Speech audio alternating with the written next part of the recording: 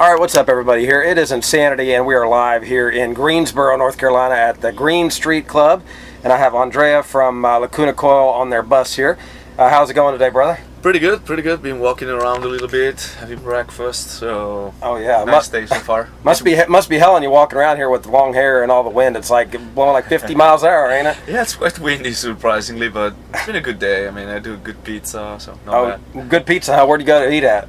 It's on the main street here. I don't remember the name. Oh yeah, it's like kind of an Italian. I'm gonna have to go there. I'm gonna have to go down there and check it out. Then I love pizza. I eat too much of it, I think. So. So what do you guys get any bad weather coming up here driving? No, it's been good actually. We played in New York, and then yesterday we were in Virginia for a day off near Richmond, and so far so good. The weather's been good. Awesome. Even we've done a long Canadian run of 2 weeks. Yeah. How was the Canadian crowds? Great. We got some sold out shows and pretty good crowd every night, and the weather's been fantastic, like sunny, t-shirt time. Hell so yeah, it's the first time we actually go to Canada and we don't have any snow, any ice. Yeah, usually they get like 10 feet or something. I see pictures. We got pretty lucky on the entire tour actually. We had a couple of days of rain, but that's it. It's meant to be. It's meant to be, I guess. So is Italy? Is it a lot different than the climate here? Is it a lot different? No, it's pretty similar to the east coast of the States. Let's say it's probably we got all the four seasons, especially Milan, where we are from. We're in the north, like close to the big mountains, the Alps. Gotcha. Okay. So that we have all the four seasons. So in autumn it rains, in summer it's pretty warm, and then in winter a little bit of snow. So it's kind of a very continental kind of weather, you know. So gotcha. It's similar to especially New York area, Philly. Yeah. That's the same kind of awesome. weather. Well, that's pretty. Italy's one of the places I want to see. I want to visit just to say I've seen it, you know. And yeah, there's a lot to see. Yeah, I'll definitely have to check that out. So let me ask you, on your Facebook, I saw you guys posted yesterday. You know, this is the last 5 tour stops you have in the U.S. It says you guys are taking a break now. Are you guys gonna go home and tour? Are you guys gonna take it easy for a few months? Or? No, now we have a tour coming. Like we finish this tour next Sunday in Orlando at the House of Blues, and then we fly Monday. We fly back to Italy. Okay. And then we have 9 days home, and then we start a European tour. Oh, European Motionless tour. in White. Oh, that's a great band. What do you think about those guys? You got toured with them before? First time? No, I never. I saw them once in a festival here in North America, the Welcome to Rockville. Yeah. This year, but I never get to meet them or to know them directly. So it's gonna be a good chance to. Oh yeah. Become and reach out to a new genre, like kind of a new genre, a little bit harder, but they got a good fun. Their followers are. I mean, they're just. Really like your guys' fans. You guys' fans are really, you know. I think they're opening up in Europe now, you know. So it'd be cool for them to be with us, and for us to get some newer fans, probably a little younger than our average. You know? And it's gonna be good 4 weeks in Europe, and then probably we're gonna have just a few shows in Italy, and mostly relaxing for a couple of months before January next year. Now you guys coming back to the States after the new year? Or? We will come back, but just to do the Shiprocked. The boat. Oh, you guys gonna be in Shiprocked? Yeah. Hook me up, man. I want to go to that. I heard last year it's crazy, dude, with all the band. Have you done Shiprocked before? No, we've done another one called 70,000 Tons of Metal. Oh, I heard about that. Yeah. Which is more towards European metal bands, while the Shiprock is more like active rock kind of bands here in the States. So it's gonna be our first time on that one. And then we'll see, but I think we're gonna start writing and collecting ideas from the beginning of the new year. Then we will have some shows, some festival, but it's gonna be less constant touring unless something really big comes up, like a big offer for a support tour or something. Yeah, well, you guys should be headlining, man. You guys should be headlining all the. You guys we have headlined a lot so far. Yeah, we've guys done awesome. Just in the States. We've done probably 100 shows or something, like 70 to 80 shows. And you guys were rocking the range too. I remember shooting you guys rocking the range, and I didn't get a chance to talk to you guys, but you. So I think it's time for us, if we have to do something else for this album, it will be supporting and not headlining. Well, I mean, any bands you have in mind? Any bands that you would love to tour with? Yeah, I mean, we have a lot of. We're open to everything that could make a cool package for the people, and then we get to know new bands and open to new crowds. But that's about it. I mean, of course, it would be great to tour with Metallica or something like that. But obviously, you cannot choose something like that. If it happens, of course, we'd be more than happy. Yeah. Well, James Hetfield. Hit him up on Facebook. There you go. You need to take them out on tour because they're one of the best bands, honestly. Because you guys with your singing, your backing tracks, your backing vocals to Christina's main vocals. I mean, how did you guys come up with that perfect equation? When you guys first came out. Well, we don't. When we write a song, we see what vocals fits best the mood of the song. So we don't say, okay, this is gonna be the main voice for this song and this other is gonna be backup. We say just whatever works best for the song, that's gonna be the main part of it, but we never sit down and say, okay, we need to be 50% or we need to be 30, 70. It's just out the way, the best idea that comes up to the song and the best thing that fits the mood of the song. Gotcha. So that's how we think about it when we write. That's why sometimes we have songs that are driven more by Christina, sometimes there are some that sing more. So it depends from song to song. We never sat down and say, okay, this needs to be 50% or this needs to be more male, more female.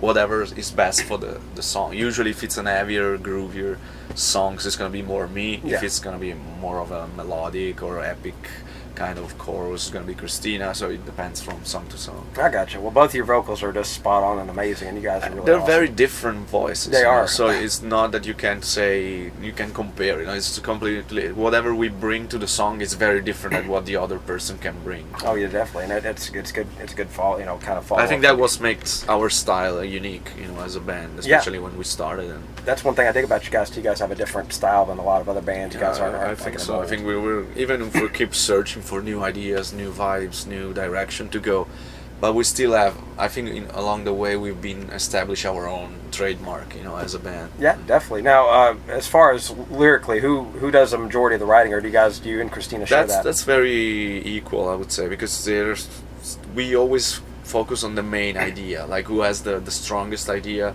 for the topic. It comes up to be the one that actually is going to be used, because I think we want to talk about stuff that we know and we experience. Yeah. So whoever has the strongest inspiration in that moment is the perfect idea for the songs.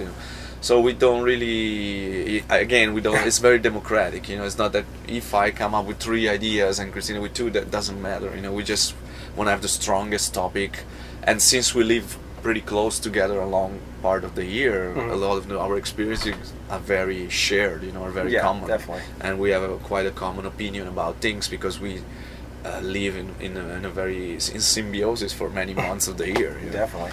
Do you guys ever get cabin fever while you're touring? Do you ever get like aggravated with each other, or brother and sister type thing? Or you guys ever? Do you guys? God, I just gotta get away from you guys. You ever get that? Yeah, after the tour, it's good to take a break from each other, because obviously you are in very tiny spaces for a long amount of the year, so it's good. It's not because you don't like the people anymore, it's just that it's good to take a break and say, okay, I'm gonna clear my mind, I'm gonna do my family thing and see some friends that I don't see so often, and do stuff which is a little different, even if the band is also our work, so it's always there. It's rare that there is one day when there's nothing to do for the band. There is always at least an email or a Facebook thing or something you have to post that is gonna involve the band, and talk with the other. We have a common chat, and we chat every day about something. With the fans, you guys interact directly with the fans and everything like that? We do that as well, but I'm talking more of a private chat, just gotcha. like a private with everybody. group, just with the band members. Gotcha. But there's always something to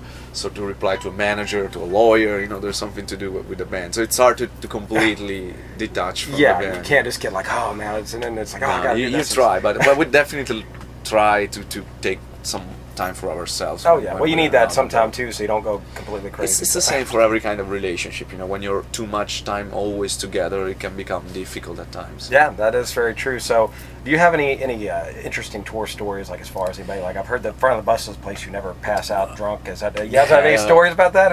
We did. Especially in the past, we were more partying a little bit more. Yeah. Not now. Sometimes it happens, but it's more of a unique occasion. It's not that we have to get drunk every night. Yeah. Because we've been on the road now for a long time, and we know that the way to keep going is also to preserve yourself. It's not to get burned every night. When you're young, you can do that, but when you start to grow older, you need to have a balance. And it's also the way you feel. You don't feel like partying every night. There's also other things in your life. But overall, on this tour, the weird story was our bass player Marco, that after 4 or 5 shows, we were in Boise, Idaho, and he got really bad. He started to feel bad on his stomach and his intestine, so we rushed him into the hospital. Yeah. And actually it came out that he has a very bad inflammation on his intestine, so he has to stay in the hospital for 5 days. and then we had to send him home because he couldn't be on the road because he has to take painkillers and take care of himself, have a different diet.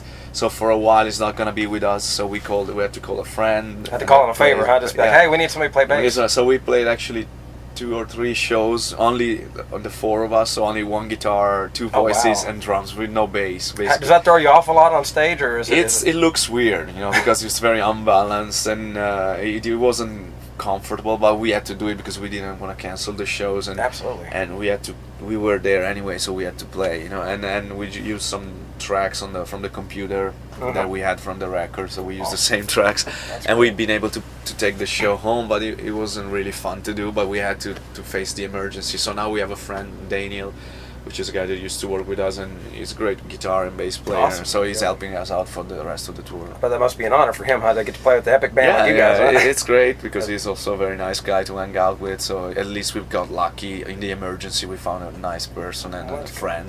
Now the chemistry between you and Daniel. I mean, if you guys, is he going to be like a fill-in in case something else happens in the future? Yeah, it's just an emergency situation. And as soon as Marco will be able to come back, we will. I wish him a speedy recovery, by the way, Marco. You better. Yeah, he's doing better. He's at home now. He's still doing tests and stuff to see how much the infection is. It takes some time before you recover completely. So we tell him, stay home, get rested, and then we see as soon as we'll be ready, be back on the road.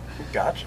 Well, tell me about the progression of you guys as a band. I mean, from your first, earlier albums to Broken Crown Halo. By the way, congratulations on that album. But tell me about the progression of you guys musically as musicians. I think as every band, when we started, we wanted to sound like our favorite bands. Bands at that time, we're talking about 96, 97. Oh, wow, yeah. So we were listening to bands like Typo Negative and Paradise Lost and all that European gothic metal like Moonspell, Tiamat.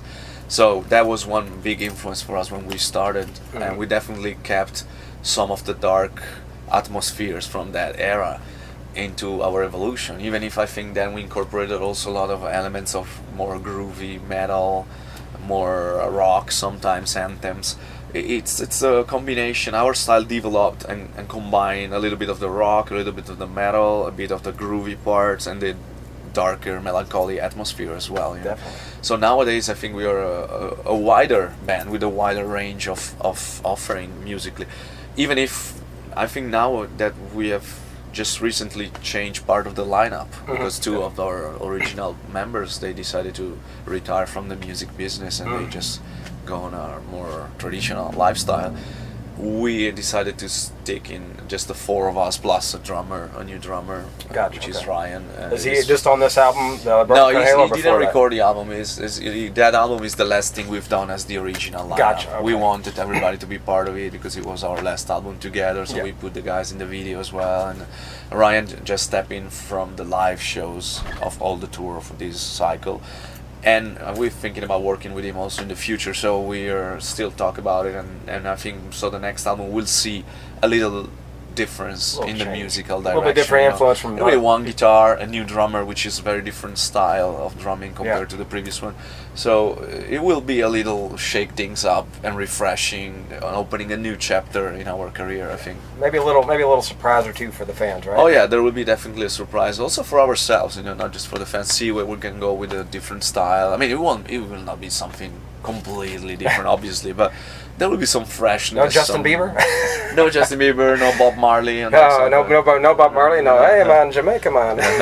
No. But there will be something different, that's for sure. Okay, gotcha, man. Well, so let me ask you one final question before I get your links to everything. What is the most, since you've been in the band, what is the most touching moment or interaction between you and a fan? And what thing has a fan told you that really touched you? To be fair, every night we have somebody, we do a signing every night after the show for people that bought merch and supported the band. And every night we have so many people coming to us and say how much our music has deeply influenced their life, or sometimes they even say saved my life, which is amazing for me. Yeah. But when we wrote those songs, we obviously were a lot into the songs, but then once you've wrote them, you kind of put them on the side, because you move on and you have new experiences, and you will write something different. But for them, it's incredible for us how much the music touched them so deeply, even deeper than we were meant to in the beginning, because we just wrote the song for the moment to push out that kind of negative part of our life, and for them, it helped them in a wider way that we never expected to happen. You know, so it's always a surprise for every night. There's people that show us that they cut their veins and they say music saved my life. I was about to suicide, and it's unbelievable for us, you know, because we don't know that we have that kind of power towards people. Of course, you can imagine that you have some influence, some legacy with your fans, you know, but you never expect it to be so deep, you know, and that's surprising. It's the power of music that we are kind of underestimating, maybe because we just do it, you know. Because they feel your songs. A lot of people maybe interpret it as for us. It's just them. one song. Of course, we put a lot of effort, a lot of ourselves into it, but once it's done, it's kind of done, and you move on and you think about the next song you're gonna write, you know. Definitely. But for the people, that song is gonna stay forever, you know, and that's amazing. And if I think about it, even my favorite artists have kind of the same effect on me, you know. Yeah, definitely. Maybe not. I was never into suicide or that time, but at least they always touch me deeply. Yeah, you know. There's definitely music for everybody, pretty much, that can bring out that dark moment. Yeah, there's good music for every moment of your life. And that's why I like that's why I like the harder music, because it really speaks real life, and it helps people out. You know, you can get something out of it. I grew up with rock and metal music, so I will always be. Yeah, I listen to everything, but my favorite music will always be a rock. Oh yeah, hell yeah, definitely. Rock and metal is my stuff. Yeah. So yeah, so let's get. I know you probably got some stuff going on. You got a show tonight. What's your? Go ahead and give us your links. Where can we find Lacuna Coil at? Yeah, we have an official website, which is lacunacoil.it, which is more of a traditional, you know, way if you want to have some generic information about the band. And then if you really want to follow the day-to-day thing, you can follow our Facebook, Lacuna Coil, facebook.com/Lacuna Coil or /Andrea Ferro official or Cristina Scabia official, which are the official personal pages that are very updated on the band, but also on our personal stuff that we want to share. Then we have the Instagram for the band and Instagram for the individual members of the band, so you can really see a lot of us, especially on tour and doing stuff that we like and we want to share with people. Very cool. Well, I appreciate your time today, Andrea, and look forward to the show tonight. Like I said, I haven't seen you guys since Rock in the Ring, so it'd be awesome to see you guys. Thank you very much. In person. I'll be taking pictures. So this is Insanity here for Echo Asylum and with Andrea of Lacuna Coil, and we'll see you next time, rockers.